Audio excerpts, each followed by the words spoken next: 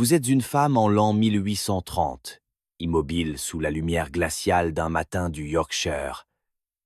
Les pavés glissants de givre crissent sous vos bottines usées. Votre souffle forme de petits nuages blancs dans l'air, tandis que monte autour de vous un murmure de voix. Ce n'est pas de l'excitation, c'est autre chose.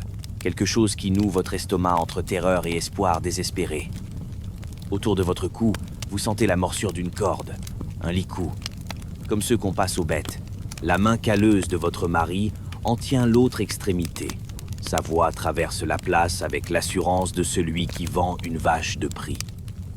Combien pour cette belle femme? Lance-t-il, les mots légèrement pâteux après l'âle qu'il a bu à l'aube pour calmer ses nerfs. Dos solide, bonnes dents, c'est cuisiné et raccommodé. La foule se presse. Les visages où se mêlent curiosité, dégoût et calcul. Certains hommes s'approchent pour vous examiner comme on inspecte un cheval à la foire. Ils vérifient vos mains à la recherche de cales, prouvant que vous savez travailler. Ils scrutent votre visage pour juger si vous êtes assez avenante pour réchauffer leur lit. Vous restez là, le cœur battant, sachant que dans quelques minutes, votre vie entière va basculer. Vous pourriez tomber sur un homme plus doux que celui qui vous a amené ici, ou bien sur pire encore.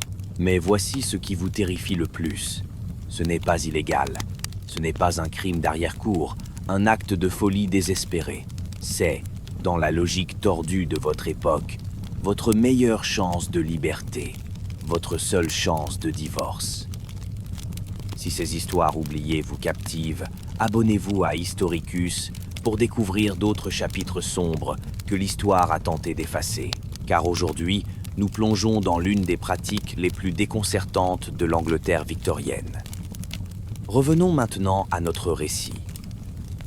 Les racines d'une pratique brutale. La vente des épouses n'est pas née uniquement de la cruauté, même si la cruauté y jouait son rôle. Elle a émergé d'un système juridique si rigide et impitoyable qu'il ne laissait aucune autre option aux pauvres. Pour comprendre pourquoi des centaines d'hommes victoriens ont mené leurs femmes sur les places de marché avec des licous autour du cou, il faut pénétrer dans un monde où les femmes n'étaient pas des personnes. Elles étaient des biens. Dans l'Angleterre victorienne, la doctrine juridique de la couverture signifiait qu'au moment du mariage, l'identité même d'une femme disparaissait. Le juriste Sir William Blackstone écrivait en 1753 que l'existence juridique de la femme est suspendue durant le mariage, ou du moins consolidée et incorporée dans celle de son mari.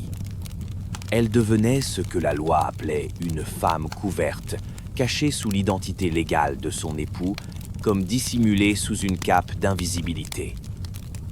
Imaginez Marie Duchamp, personnage fictif mais représentatif d'une ouvrière des années 1820. Avant le mariage, elle pouvait posséder des biens, signer des contrats, même poursuivre quelqu'un en justice. Mais dès qu'elle prononçait ses vœux, tout changeait. Son salaire appartenait à son mari. Tout héritage de ses parents devenait le sien. Si elle montait une petite affaire de vente de pain ou prenait du linge à laver, chaque sou gagné était légalement sa propriété à lui. Même ses vêtements, la robe sur son dos, lui appartenaient. Si le mari de Marie, appelons-le Guillaume, décidait de la battre jusqu'à ce qu'elle ne puisse plus se tenir debout, la loi offrait peu de protection. Un homme avait le droit de corriger son épouse, comme il pouvait discipliner un enfant ou dresser un chien. S'il buvait l'argent du loyer ou jouait le budget nourriture, elle n'avait aucun recours légal.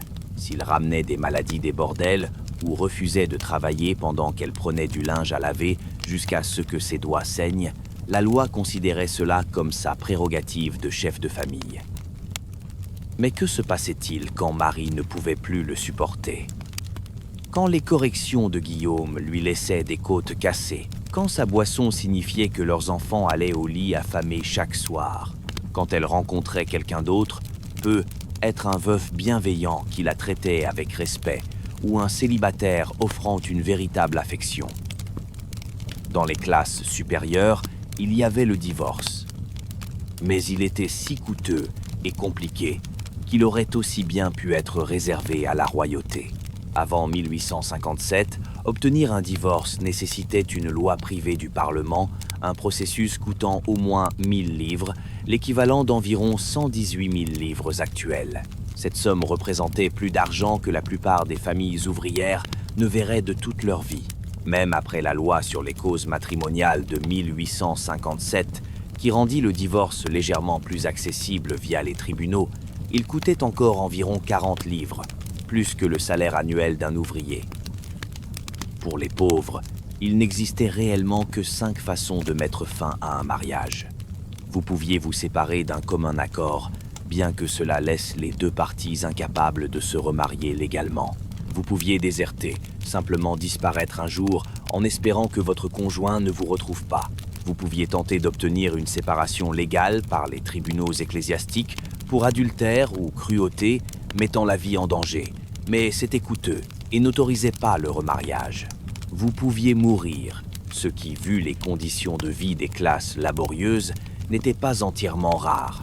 Ou vous pouviez vendre votre femme. Le rituel du marché. La pratique a émergé quelque part à la fin du XVIIe siècle, probablement née du désespoir et renforcée par la croyance populaire. Puisque la loi traitait les femmes comme des biens, certains raisonnaient. Pourquoi cette propriété ne pourrait-elle pas être transférée comme n'importe quelle autre? Le rituel qui s'est développé était à la fois humiliant et étrangement digne. Une parodie grotesque du divorce et du remariage enveloppée dans une seule cérémonie publique. La vente commençait généralement par une annonce dans le journal local. Ces publicités se lisaient comme des ventes de bétail. Jean Lefebvre vendra son épouse Marie au marché de Doncaster mardi prochain. Elle est en bonne santé, forte et de bon caractère. Aucune offre raisonnable refusée. Parfois, les annonces étaient plus personnelles. Thomas Lebrun, fatigué de sa femme, se propose de s'en défaire à toute personne désireuse de la prendre en charge. Elle sait laver, cuisiner et traire les vaches. Le jour fixé, le mari menait sa femme vers un lieu public, habituellement une place de marché où l'on vendait normalement le bétail, bien qu'une taverne ou une auberge puisse aussi faire l'affaire. Le symbolisme était délibéré et dévastateur. L'épouse portait un licou autour du cou, du bras ou de la taille, généralement en corde, mais parfois en ruban dans une pathétique tentative de dignité. Ce licou n'était pas qu'un symbole. Il la marquait comme propriété à transférer, pas différente d'une vache ou d'un mouton. Le commissaire-priseur, souvent le mari lui-même, lançait les enchères. « Combien m'offrez-vous pour cette belle femme ? Elle a 26 ans, peut porter des enfants, excellente en couture et possède toutes ses dents. » La foule se pressait, les hommes examinant la femme comme des acheteurs potentiels à une foire aux chevaux. Ils vérifiaient ses mains pour détecter les signes de dur labeur, regardaient son visage pour juger son attrait, parfois même lui demandaient de parler pour tester ses manières. Cette histoire vous interpelle? Partagez-la en commentaire et abonnez-vous à Historicus pour ne manquer aucun de ces récits fascinants que les manuels scolaires ont oubliés. Mais voici où les archives historiques révèlent quelque chose de crucial qui change notre compréhension de ces scènes. Dans la plupart des cas, la vente était arrangée à l'avance. L'acheteur était souvent l'amant de la femme, et la vente était en réalité une forme de divorce et de remariage consensuel, réunis en une seule cérémonie publique. L'humiliation était réelle, mais elle servait un but. Elle rendait la séparation publiquement attestée et, dans l'esprit des participants, juridiquement contraignante. Considérons le cas documenté à Brighton en 1826, l'un des incidents réels qui inspira le célèbre roman de Thomas Hardy, Le maire de Casterbridge. Un homme conduisit sa femme d'apparence soignée au marché et la vendit pour 5 livres à un marin. Le journal rapporta qu'elle ne semblait nullement contrariée de partir et que la transaction fut menée avec toute l'apparence de bonne humeur. Le marin la courtisait probablement depuis des mois, et les 3 parties voyaient la vente comme leur seul moyen de mettre fin légalement à une relation pour en commencer une autre. Au marché de Wenlock en 1830, une épouse vendue pour 2 shillings et 6 pence était déterminée à ce que la transaction se poursuive, malgré les doutes de dernière minute de son mari. Elle lui cracha au visage et dit « Laisse faire, canaille. Je veux être vendu. Je veux un changement. » Sa voix traverse les siècles, déterminée, féroce, saisissant le peu d'autonomie que la loi lui permettait. Les prix payés variaient énormément, d'un maximum de 100 livres plus 25 livres par enfant. En argent d'aujourd'hui, plus de 18 000 livres, à aussi peu qu'un Verdal. La plupart des ventes se situaient entre 2 shillings et 6 pence et 5 shillings, l'équivalent approximatif de 20 à 50 livres actuels. Mais l'argent n'était pas vraiment le point central. Ce qui importait, c'était la nature publique de la transaction, attestée par des dizaines ou parfois des centaines de personnes qui pourraient plus tard témoigner que la femme avait été légalement transférée d'un homme à un autre. Le licou lui-même possédait une profonde signification symbolique. Une fois la vente achevée, il était remis au nouveau mari comme preuve que la transaction était terminée. Ce n'était pas que du théâtre. C'était une tentative désespérée de créer une validité légale là où aucune n'existait. Les participants devaient croire et convaincre leur communauté que ce qu'ils faisaient était légitime. Parfois, le rituel devenait plus élaboré. Des actes de vente étaient rédigés et signés avec un langage emprunté au vrai transfert de propriété. Moi, Jean Dubois, pour la somme de 6 livres et 6 shillings reçus comptant, vend, cède et transfère à Jean Mercier Anne Dubois, épouse dudit Jean Dubois, avec tous droits, propriété, réclamation, services et demandes quelconques durant le terme de la vie naturelle de la dite Anne Dubois. La cérémonie se terminait souvent avec toutes les parties se rendant au pub le plus proche pour un festin de mariage payé par le nouveau mari. Les cloches de l'église pouvaient même sonner, comme ce fut le cas dans un cas documenté de 1827. La communauté, affamée de divertissement et de drame, traitait ces occasions comme des spectacles publics. Des foules de centaines de personnes pouvaient se rassembler, traitant la vente comme une combinaison de théâtre, de procédures judiciaires et de carnaval. Les ventes forcées et la réalité plus sombre. Mais toutes les ventes d'épouses n'étaient pas des arrangements consensuels entre amants cherchant la légitimité.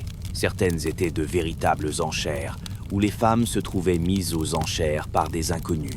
En mars 1766, un charpentier de Southwark vendit sa femme dans un accès d'indifférence conjugale à l'auberge. Quand il dégrisela et lui demanda de revenir, elle refusa et il se pendit. Le désespoir qui poussa à la fois la vente et ses conséquences témoigne des situations impossibles créées par ces restrictions légales. En 1824, à Manchester, une épouse fut adjugée pour 5 shillings. Mais n'aimant pas l'acheteur, elle fut remise aux enchères pour 3 shillings et un quart dalle. La voix de la femme comptait. Elle pouvait refuser les acheteurs qu'elle trouvait inadéquats. Mais imaginez la terreur de se tenir là pendant que des étrangers enchérissent sur vous comme du bétail, sachant que votre avenir dépend de celui de ces hommes disposés à payer le plus. La pratique était particulièrement forte dans le Yorkshire, où 27 des 108 ventes d'épouses victoriennes documentées eurent lieu. En mai 1837, un forgeron à Halifax vendit d'abord sa femme pour 1 shilling, puis la racheta, puis la revendit à un homme marié pour une demi-couronne. Quand l'épouse légitime apprit le fait, elle répondit en maltraitant son conjoint infidèle assez sévèrement, un détail suggérant qu'elle n'avait consenti à aucune de ces transactions. Les ventes les plus élaborées pouvaient attirer d'énormes foules. En décembre 1849 à Goole, quand un homme nommé Ashton découvrit que sa femme s'était enfuie avec son amant pendant qu'il était à l'hôpital, il les traqua et organisa une vente publique. La foule du Yorkshire se rassembla pour regarder la jeune femme plantureuse être vendue à son paramour pour 5 shillings et 9 pence après une petite compétition animée.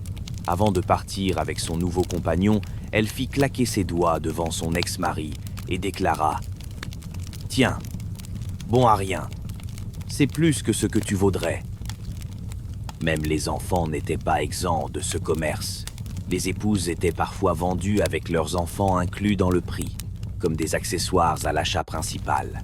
En 1865, une femme et ses 2 enfants furent vendus pour 100 livres plus 25 livres chacun pour les enfants, une somme représentant plusieurs années de salaire pour un travailleur. L'acheteur prenait non seulement une épouse, mais une famille entière avec toutes les responsabilités financières que cela impliquait. La réponse des autorités et le déclin. La réponse des autorités à la vente d'épouses fut incohérente et souvent confuse. Légalement, la pratique n'avait aucun fondement juridique. C'était essentiellement une conspiration pour commettre l'adultère, suivie de bigamie quand les nouveaux couples se mariaient. Mais de nombreux officiels locaux semblaient incertains de leur autorité à intervenir.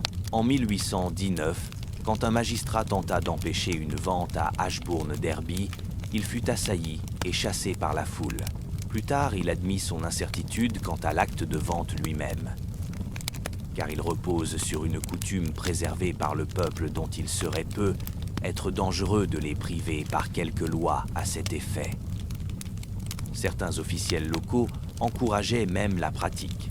Les commissaires de la loi sur les pauvres, responsables du maintien des indigents dans les hospices, forçaient parfois les maris à vendre leurs femmes plutôt que de faire soutenir les familles séparées par la paroisse. En 1814, Henry Cook fut contraint par les autorités de l'hospice d'Effingham de vendre sa femme plutôt que de faire entretenir par la paroisse elle et son enfant. Elle fut amenée au marché de Croydon et vendue pour un shilling, la paroisse payant pour le voyage et un dîner de mariage. La pratique commença à décliner dans les années 1840 alors que les attitudes sociales changeaient et que le divorce devenait légèrement plus accessible. La couverture journalistique devint plus critique, décrivant les ventes comme des scènes dégoûtantes et honteuses.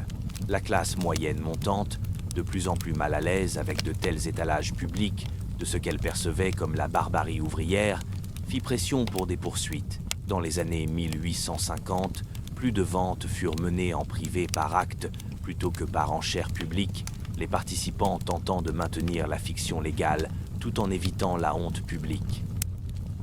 Les mouvements de réforme religieuse et sociale travaillèrent aussi à supprimer la coutume.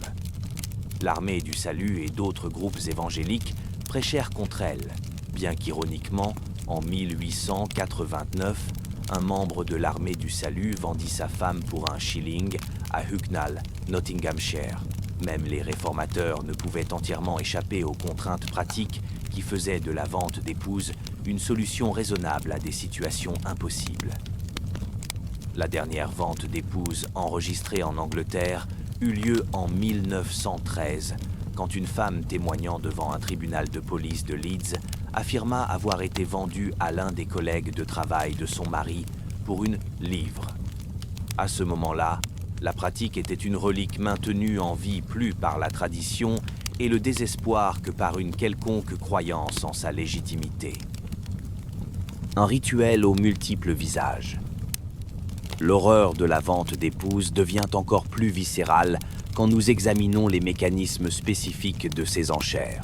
Replacez-vous sur cette place de marché, mais cette fois comme observateur dans la foule. La brume matinale ne s'est pas encore dissipée des pavés et l'air porte les odeurs familières d'un marché au bétail. Foin, fumier et le goût métallique de la peur qui émane des animaux pressentant leur sort. Mais aujourd'hui, la peur provient d'une source entièrement différente. La femme debout sur la plateforme de fortune n'est ni du bétail, ni des moutons. C'est la fille de quelqu'un, la mère de quelqu'un, la sœur de quelqu'un. Son nom pourrait être Élisabeth, ou Sarah, ou Marie. Des noms perdus dans l'histoire, sauf dans des coupures de journaux fanés et des archives judiciaires. Elle a 28 ans, disons, avec des mains rudes par le travail, et un visage qui aurait pu être joli avant que la pauvreté et la vie dure ne creusent des rides autour de ses yeux. Le licou autour de son cou n'est pas décoratif. C'est une corde épaisse, du genre utilisé pour mener les chevaux, et elle frotte contre sa peau à chaque mouvement. Son mari, bientôt son ancien mari, tient l'autre extrémité avec la prise désinvolte d'un homme qui a déjà fait cela, bien que ses mains tremblent légèrement à cause de l'âle matinale, censée calmer ses nerfs. « Allons, messieurs !» crie-t-il, sa voix portant à travers la place avec une autorité pratiquée. « Que donnerez-vous pour ce beau morceau de chair féminine? Elle est forte comme un bœuf, peut travailler 16 heures sans se plaindre, et elle a toutes ses dents. » Il force sa bouche à s'ouvrir avec des doigts calleux, exhibant ses dents à la foule comme un marchand de chevaux montrant sa marchandise. Les hommes rassemblés se pressent plus près, leur respiration visible dans l'air froid, leurs yeux calculateurs. Ce ne sont pas des monstres, ce sont des fermiers, des ouvriers, des artisans qui comprennent la valeur et la praticité. Ils examinent ses mains pour les cales, qui prouvent qu'elle peut travailler. Ils regardent ses hanches pour juger si elle peut porter des enfants. Ils étudient son visage pour déterminer si elle est assez jolie pour réchauffer leur lit les nuits froides. Un homme, un forgeron à en juger par son tablier taché de suie, s'avance et pince son bras pour tester la fermeté de sa chair. Observe-t-il cliniquement. Douce comme un agneau quand elle est bien traitée, répond rapidement le mari. Ne hausse jamais la voix, fait exactement ce qu'on lui dit. Bonne avec les enfants aussi, en a élevé 3 sans en perdre un de la fièvre. Mais nous pouvons voir quelque chose dans les yeux de la femme qui contredit cette description. Il y a une dureté là, une intelligence calculatrice qui suggère qu'elle est tout sauf la créature docile qui est annoncée. Ses lèvres sont pressées en une ligne mince, et ses mains, bien que liées, montrent des phalanges blanches de poings serrés. Elle n'est pas la victime passive que cette scène suggère. Elle est une participante jouant un rôle dans un drame qui pourrait être son seul chemin vers la liberté. Les enchères commencent avec hésitation. 2 shillings, lance un marchand de bétail, plus pour tester les os que par intérêt sérieux. Le montant tire des ricanements de la foule, à peine assez pour acheter un repas décent. 2 et 6 contre un jeune fermier, le visage rougi d'excitation ou d'embarras. Il a peu, être 25 ans, avec la maladresse de quelqu'un qui n'a jamais été marié, et voilà une opportunité d'acquérir un ménage tout fait. Les yeux de la femme se portent vers lui, le jaugeant rapidement. Est-il cruel? Boit-il? L'abattra-t-il les samedis soirs quand l'âle le rendra méchant? En ces quelques secondes, elle fait des calculs qui détermineront le reste de sa vie. 3 shillings. La voix vient du fond de la foule, d'un homme qu'elle reconnaît. Thomas Mercier, un veuf qui lui rend visite en secret depuis des mois. Le soulagement inonde ses traits si rapidement que plusieurs observateurs le remarquent et se poussent du coude en connaissance de cause. Ce n'est pas une enchère au hasard, c'est du théâtre. Une performance conçue pour donner une légitimité légale à un arrangement déjà conclu. Mais le jeune fermier ne comprend pas la chorégraphie. 4 shillings, 4 shillings, lance-t-il avec empressement, croyant sincèrement qu'il est en compétition pour une épouse. Et je jette un cochon dans la balance. Maintenant, la femme semble vraiment effrayée. Ce n'était pas prévu ainsi. Thomas Mercier fronce les sourcils et s'avance. 5 shillings, dit-il fermement, sa voix portant un avertissement que le plus jeune homme semble manquer entièrement. 6, le fermier répond immédiatement, pris dans l'esprit de compétition. La foule murmure avec appréciation.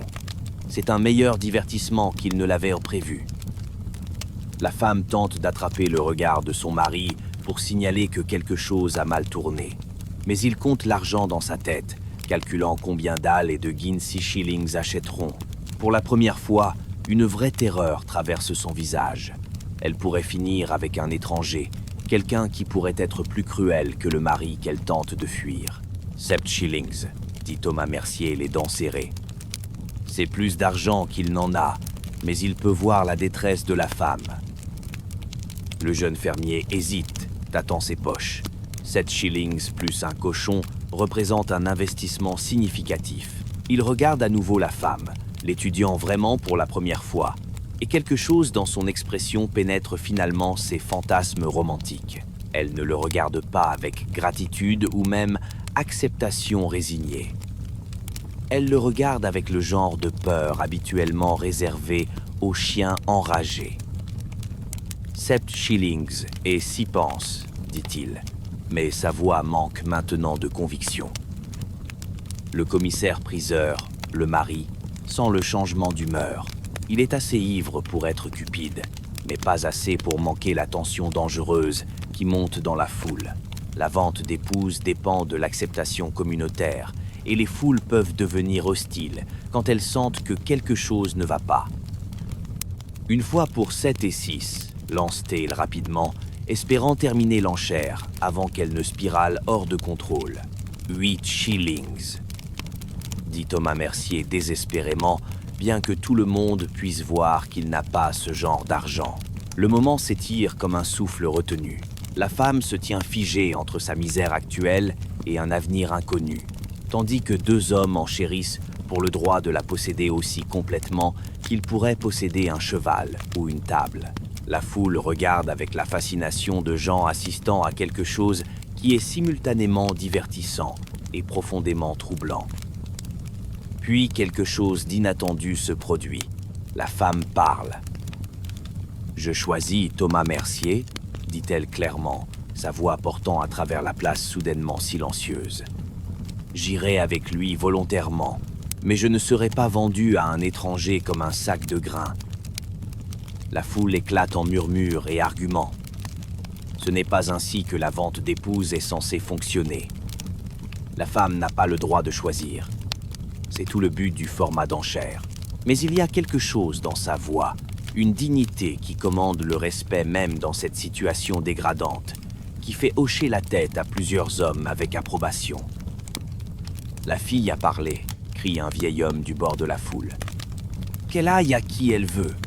Ce n'est pas un marché aux bestiaux. » « Mais j'ai enchéri le plus haut, » proteste le jeune fermier, bien qu'il semble soulagé plutôt que déçu. Le mari regarde autour de lui nerveusement. Il a perdu le contrôle de sa propre enchère, et l'humeur de la foule change d'une manière qu'il ne comprend pas. La vente d'épouses fonctionne parce que la communauté l'accepte comme légitime, mais cette légitimité dépend du respect de certaines règles tacites. L'une de ces règles, apparemment, est que les préférences de la femme comptent. 7 shillings de Thomas Mercier, annonce-t-il rapidement, coupant ses pertes. Et elle y va volontairement, donc pas de contestation sur le marché. Thomas Mercier s'avance avec l'argent qu'il a emprunté à 3 voisins différents, le visage rougi de soulagement et d'embarras. Le licou est formellement transféré du mari au nouveau propriétaire, bien que Thomas le retire immédiatement du cou de la femme et le jette de côté, avec un dégoût évident. La foule applaudit comme si elle venait d'assister à une conclusion satisfaisante d'une performance dramatique, ce qui est le cas à bien des égards. La femme, appelons-la Sarah, fait une révérence à la foule avec plus de dignité que quiconque présent ne le mérite, puis prend le bras offert de Thomas Mercier. Mais alors que la foule commence à se disperser, nous pouvons voir le véritable coup de cette fin heureuse. Sarah peut être échappée à une mauvaise situation, mais elle est maintenant légalement liée à Thomas Mercier aussi complètement qu'elle l'était à son premier mari. Si Thomas se révèle cruel ou devient un ivrogne, elle n'aura pas plus de recours qu'avant. Elle a simplement échangé une forme d'esclavage légal contre une autre, espérant que son nouveau maître sera plus gentil que l'ancien. Le jeune fermier, qui a failli l'acheter, les regarde partir avec des sentiments confus. Une partie de lui est déçue. Il avait été assez seul pour penser que l'achat d'une épouse était une solution raisonnable à ses problèmes. Mais une partie de lui est aussi troublée par ce qu'il vient de voir.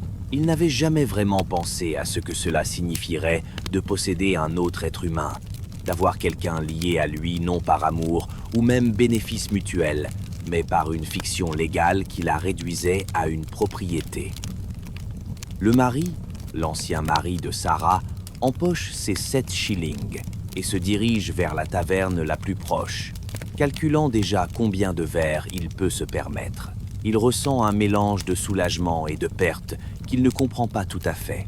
Sarah avait été un fardeau, certainement, une autre bouche à nourrir, une autre personne faisant des demandes sur ses ressources limitées.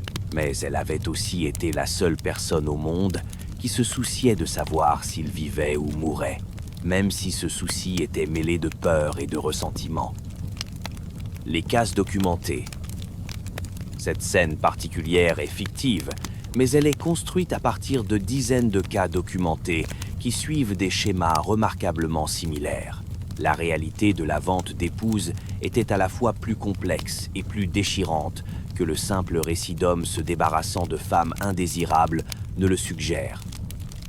Prenons le cas de Marianne Price, vendue à Merthyr Tydfil en 1837. Le compte-rendu de journal la décrit comme une jeune femme d'apparence avenante qui fut menée au marché avec une corde neuve autour de la taille. Elle fut vendue à un homme nommé Lewis pour 4 shillings et 6 pence. Mais la transaction était clairement arrangée à l'avance. Lewis était décrit comme son prétendant, et la vente fut menée avec la satisfaction apparente de toutes les parties. Mais enfouis dans le compte-rendu se trouvent des détails suggérant une histoire plus profonde. Le mari de Marianne était décrit comme un mineur de charbon qui s'était beaucoup adonné à la boisson. La vente eut lieu pendant une période de grave dépression économique dans les districts miniers gallois, quand les familles luttaient pour survivre avec des salaires réduits et un travail irrégulier. Le choix de Marianne d'être vendue était probablement le choix entre la famine avec un mari ivrogne et la survie avec un homme capable de subvenir à ses besoins. Ou considérons le cas plus troublant de Carlyle en 1832, où une femme fut mise en vente par son mari, mais refusa d'accepter aucun des enchérisseurs. La foule devint hostile quand elle continua à rejeter les acheteurs potentiels, et la situation devint si tendue que le magistrat local intervint pour prévenir la violence. La femme fut finalement adjugée à un homme qu'elle n'avait jamais rencontré pour 3 shillings, mais elle refusa d'aller avec lui. La vente fut déclarée invalide, et on lui permit de retourner auprès de son mari, bien que ce qui lui arriva par la suite ne soit pas enregistré. Ces cas révèlent la contradiction fondamentale au cœur de la vente d'épouses. La pratique dépendait de la fiction légale que les femmes étaient des biens pouvant être transférés à volonté, mais elle dépendait aussi du consentement de la femme pour l'acceptation communautaire. Une épouse clairement vendue contre sa volonté générait de la sympathie, et parfois une intervention des foules qui pourraient autrement apprécier le spectacle. Géographie et symbolisme. La distribution géographique de la vente d'épouses nous apprend quelque chose d'important sur les conditions sociales et économiques qui la rendaient nécessaire. Le Yorkshire, avec ses villes industrielles et sa pauvreté rurale, avait le plus grand nombre de cas documentés. La pratique était moins courante dans le sud prospère et presque inconnue en Écosse, où différentes traditions juridiques fournissaient d'autres options aux couples malheureux. Dans le nord industriel, où les structures sociales traditionnelles s'effondraient sous la pression du changement économique rapide, la vente d'épouses offrait un moyen d'adapter les vieilles coutumes aux nouvelles circonstances.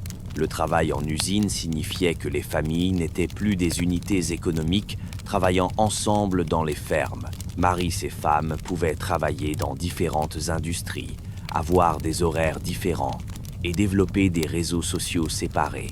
Quand les mariages échouaient sous ces pressions, les remèdes traditionnels comme l'intervention communautaire ou la pression familiale étaient moins disponibles.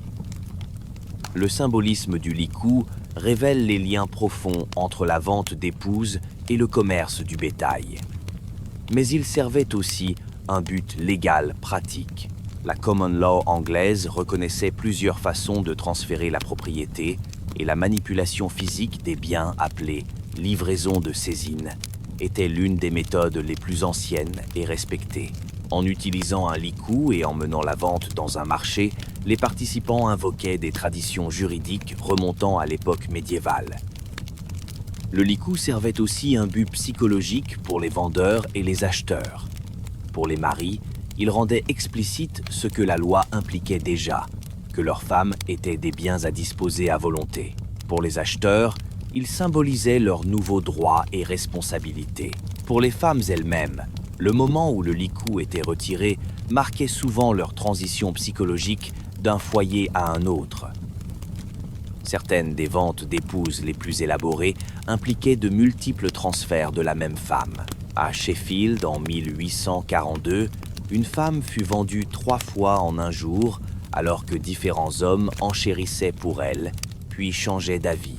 Chaque fois, elle dut endurer l'humiliation d'être examinée par des acheteurs potentiels, seulement pour se retrouver de nouveau sur le bloc d'enchères quand la transaction échouait. Le compte-rendu de journal la décrit comme devenant de plus en plus bouleversée au fil de la journée, finalement fondant en larmes quand la 3e vente fut aussi annulée. Ces ventes multiples révèlent l'instabilité fondamentale de tout le système. Parce que la vente d'épouses n'avait aucune base légale, il n'y avait aucun moyen de faire respecter les contrats ou de résoudre les disputes. Un acheteur qui changeait d'avis pouvait simplement retourner son achat et exiger son argent. Une femme qui trouvait sa nouvelle situation intolérable n'avait aucun recours sauf convaincre son nouveau mari de la revendre. Les enfants et la communauté. Les enfants des épouses vendues occupaient une position particulièrement tragique dans ces arrangements. Parfois, ils étaient inclus dans le prix de vente, comme des accessoires à l'achat principal. Une femme vendue à Pontefract en 1847 vint avec 3 enfants, et l'acheteur accepta de prendre la responsabilité de leur éducation et instruction. Mais plus souvent, les enfants étaient laissés derrière avec leur père, séparés de leur mère par des transactions qu'ils étaient trop jeunes pour comprendre. L'impact émotionnel sur ces enfants n'apparaît pas dans la plupart des archives historiques. Mais nous pouvons imaginer le traumatisme de regarder votre mère être emmenée avec une corde autour du cou par un étranger qui venait juste de l'acheter. Certains enfants ne revirent jamais leur mère. D'autres furent réunis des années plus tard dans des circonstances qui durent être gênantes et douloureuses pour tous les impliqués. La pratique de la vente d'épouses eut aussi des effets profonds sur les communautés où elle se produisait. Ces ventes étaient des événements publics qui attiraient des foules de centaines, parfois de milliers de spectateurs. Elles devinrent des formes de divertissement populaire, mais elles servaient aussi de discussion communautaire sur le mariage, la moralité et les limites du comportement acceptable.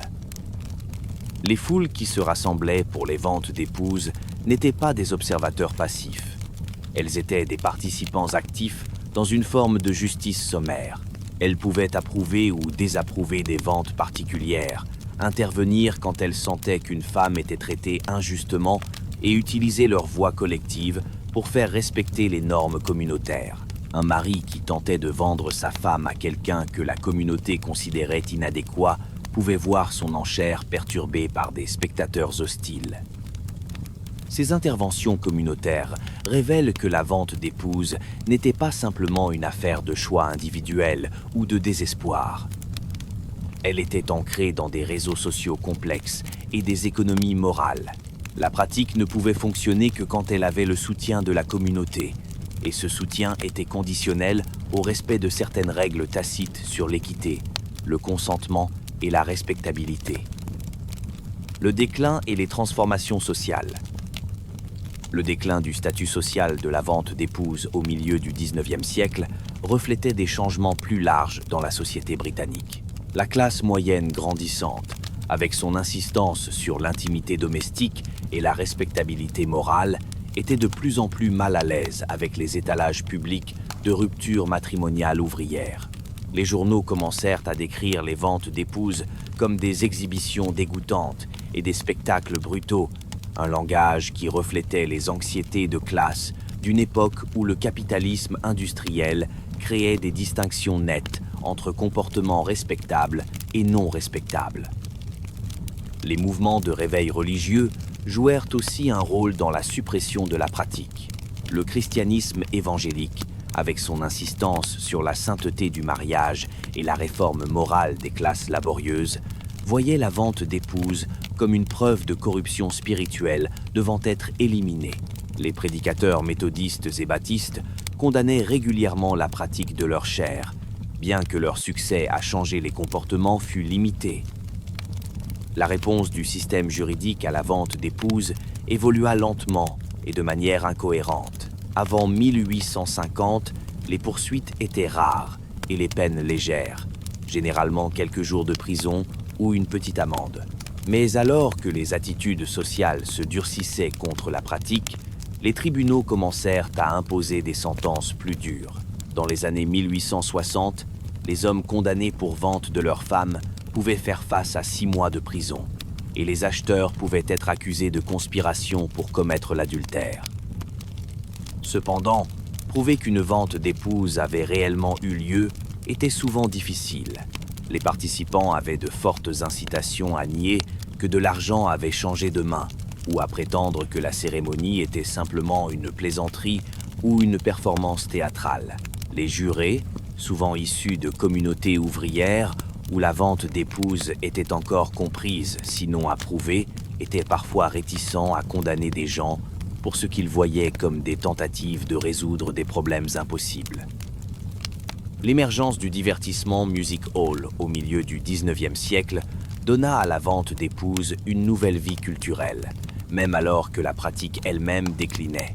Des chansons populaires comme « La vente d'une épouse » transformèrent le rituel en comédie, dépeignant le mari comme un imbécile, l'épouse comme une mégère et l'acheteur comme un pigeon. Ces chansons aseptisaient le véritable désespoir et l'humiliation de la vente d'épouses en la transformant en divertissement inoffensif pour les publics de classe moyenne. Mais la persistance de la vente d'épouses dans la culture populaire révèle quelque chose d'important sur ses fonctions psychologiques et sociales. La pratique adressait des anxiétés profondes sur le mariage, la propriété et les relations de genre qui ne disparurent pas quand le rituel lui-même devint socialement inacceptable. Les chansons de music hall, les romans à un penny, et plus tard le cinéma continuèrent à explorer les thèmes de rupture et de reconstruction matrimoniale que la vente d'épouses avait autrefois adressés directement. La dimension internationale. La dimension internationale de la vente d'épouses mérite aussi l'attention. Les colons anglais apportèrent la pratique aux colonies américaines où elle persista jusqu'au XIXe siècle. Les archives judiciaires coloniales documentent des cas du Connecticut à la Caroline du Sud, suggérant que la coutume était adaptable à différentes conditions sociales et économiques. Dans certains contextes américains, la vente d'épouses semble avoir été encore plus commercialisée qu'en Angleterre, avec des actes de vente formels et des publicités dans les journaux.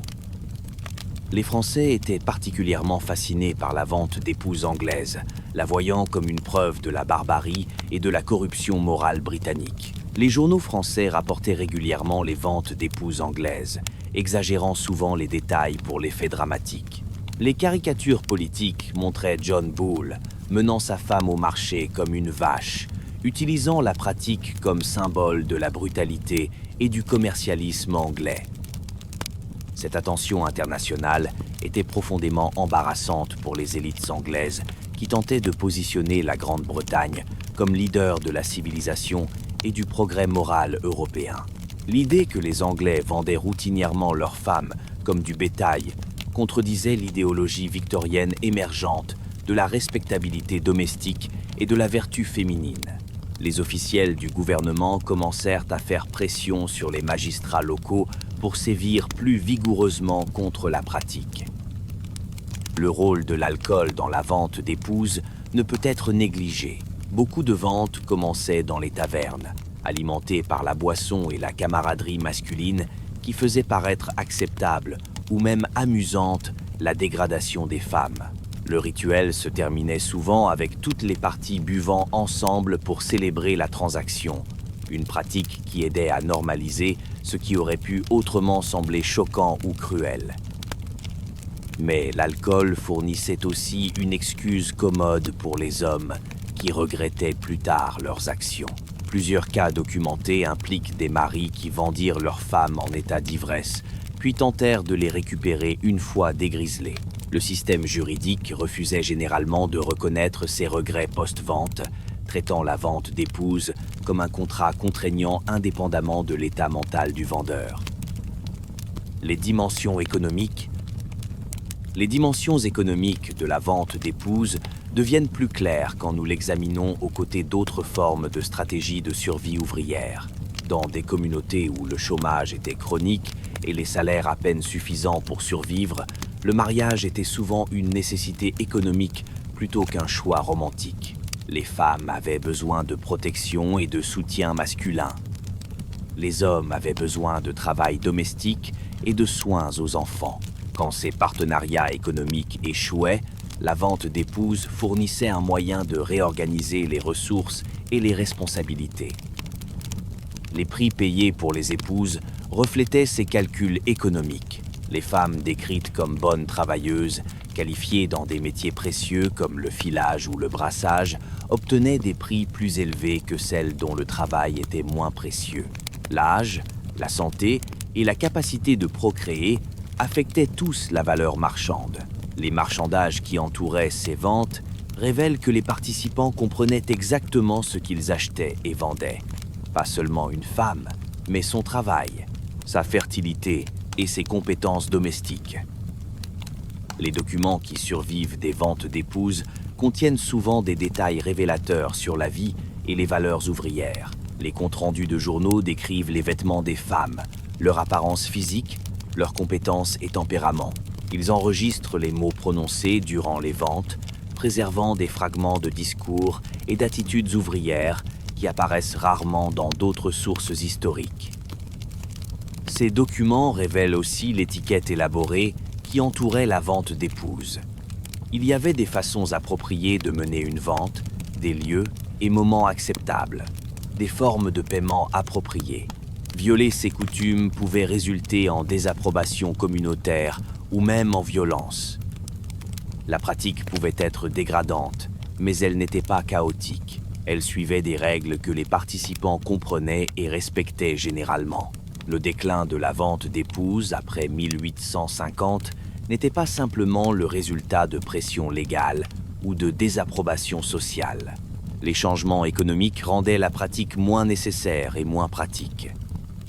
L'emploi en usine donnait aux femmes une certaine indépendance économique, réduisant leur dépendance absolue au soutien masculin. La croissance des zones urbaines offrait plus d'opportunités d'échapper au mauvais mariage par simple désertion. L'expansion du réseau ferroviaire facilitait la disparition et le recommencement de nouvelles vies dans des endroits lointains. L'héritage et les questions contemporaines. Les dernières ventes d'épouses documentées en Angleterre eurent lieu au début du XXe siècle, moment où elles étaient largement vues comme des reliques d'un passé barbare. Le cas de 1913 à Leeds impliquait une femme qui affirma que son mari l'avait vendue à un collègue pour une livre. Mais les circonstances étaient troubles et la réponse communautaire fut entièrement négative. Il n'y eut pas de foule de spectateurs, pas de cérémonie publique, aucun sens que c'était une façon acceptable de résoudre les problèmes matrimoniaux. À ce moment-là, le divorce légal était disponible aux classes laborieuses, bien que toujours coûteux et socialement stigmatisé. La loi sur les causes matrimoniales de 1923 allait bientôt rendre le divorce plus accessible aux femmes, fournissant des remèdes légaux pour certains des problèmes que la vente d'épouses avait autrefois adressés. Les programmes de protection sociale, bien que limités, offraient des alternatives aux choix drastiques qui avaient autrefois fait paraître raisonnable la vente d'épouses. L'héritage de la vente d'épouses s'étend bien au-delà de sa période historique. La pratique révèle des tensions fondamentales sur le genre, la propriété et l'autonomie personnelle qui continuent de façonner les débats contemporains sur le mariage et le divorce. Elle démontre comment les systèmes juridiques peuvent échouer à répondre aux besoins humains, forçant les gens à créer leurs propres solutions qui peuvent être moralement troublantes, mais pratiquement nécessaires. Les lecteurs modernes pourraient être tentés de voir la vente d'épouses comme une preuve de barbarie historique, la preuve que nous avons progressé au-delà de formes aussi crues d'oppression de genre. Mais la pratique était le produit de conditions juridiques et économiques spécifiques qui créaient des choix impossibles pour des gens désespérés. Les femmes qui participèrent aux ventes d'épouses n'étaient pas des victimes passives. Elles étaient des agents actifs, tentant d'améliorer leurs circonstances avec les outils limités à leur disposition. La question fondamentale soulevée par la vente d'épouses reste pertinente aujourd'hui. Que se passe-t-il quand les systèmes juridiques échouent à fournir des remèdes adéquats pour des situations intolérables? Les exemples contemporains pourraient inclure les immigrants sans papier qui ne peuvent accéder aux protections légales, les victimes d'abus qui ne peuvent se permettre une représentation légale, ou les familles déchirées par des politiques économiques qui priorisent des principes abstraits sur le bien, être humain. Les foules qui se rassemblaient pour regarder les ventes d'épouses ne cherchaient pas simplement du divertissement. Elles participaient à des discussions communautaires sur la justice, la moralité et les limites du comportement acceptable.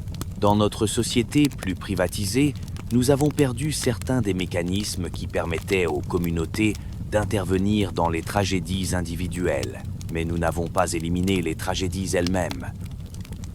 Conclusion. Les échos du passé. Alors que nous refermons cette exploration de l'une des coutumes les plus troublantes de l'histoire, nous revenons à cette place de marché où notre récit a commencé. La femme avec le licou autour du cou, debout sur la plateforme, tandis que des étrangers enchérissent pour le droit de la posséder, représente des milliers de femmes qui firent face à des choix impossibles dans un système conçu pour leur refuser toute autonomie. Certaines trouvèrent le bonheur dans leurs nouveaux arrangements, une affection véritable avec des partenaires qui les traitaient comme des êtres humains plutôt que comme des biens. D'autres découvrirent que changer de maître ne changeait pas la nature fondamentale de leur asservissement. Toutes payèrent un prix en dignité et respect de soi qu'aucun bénéfice pratique ne pouvait pleinement compenser. Leurs histoires nous rappellent que le progrès n'est pas inévitable, que les droits et protections que nous tenons pour acquis furent construits sur la souffrance de personnes qui n'avaient d'autre choix que de travailler au sein de systèmes qui niaient leur humanité. Elles nous rappellent que derrière chaque pratique historique, aussi répugnante qu'elle semble aux yeux modernes, se trouvent des êtres humains tentant de survivre, de trouver l'amour, de créer du sens dans des circonstances offrant peu de bons choix. Les licous ont disparu maintenant. Les places de marché ont été converties en centres commerciaux. Les systèmes juridiques qui traitaient autrefois les femmes comme des biens ont été réformés, mais les questions plus profondes demeurent. Comment créons-nous des systèmes qui servent les besoins humains plutôt que des principes abstraits? Comment nous assurons-nous que le progrès atteint tout le monde, pas seulement les quelques privilégiés? Comment construisons-nous des sociétés où personne ne doit choisir entre dignité et survie? Les femmes de l'Angleterre victorienne, qui portèrent des licous autour de leur cou et espérèrent des maîtres plus bienveillants, méritent mieux que d'être simplement rappelées comme victimes de la barbarie historique. Elles méritent d'être rappelées comme des êtres humains qui affrontèrent des circonstances impossibles avec tout le courage et l'autonomie qu'elles pouvaient rassembler, qui trouvèrent des moyens de survivre et parfois même de prospérer dans un monde conçu pour les écraser. Leur voix résonne à travers les siècles, nous rappelant que la liberté n'est pas gratuite, que la dignité n'est pas garantie, et que le prix de la justice est une vigilance éternelle contre les systèmes et circonstances qui réduisent les êtres humains à des biens. En nous souvenant de leurs histoires, nous honorons non seulement leur mémoire, mais notre obligation de nous assurer que de tels choix ne deviennent plus jamais nécessaires. Les places de marché sont vides maintenant, mais les questions qu'elles ont soulevées sur la valeur humaine, la justice légale et le prix de la survie restent aussi urgentes aujourd'hui qu'elles l'étaient il y a 2 siècles. Dans cette urgence réside à la fois un avertissement et un espoir. L'avertissement que le progrès peut être inversé, et l'espoir que comprendre le passé peut nous aider à construire un avenir plus juste. Si cette histoire vous a marqué, dites-le en commentaire. Pour plus de récits que l'histoire a tenté d'effacer, abonnez-vous à Historicus, car certaines vérités méritent d'être rappelées, même quand elles dérangent. Parce que derrière chaque pratique oubliée se cachent des vies, des souffrances et des leçons qui résonnent encore aujourd'hui.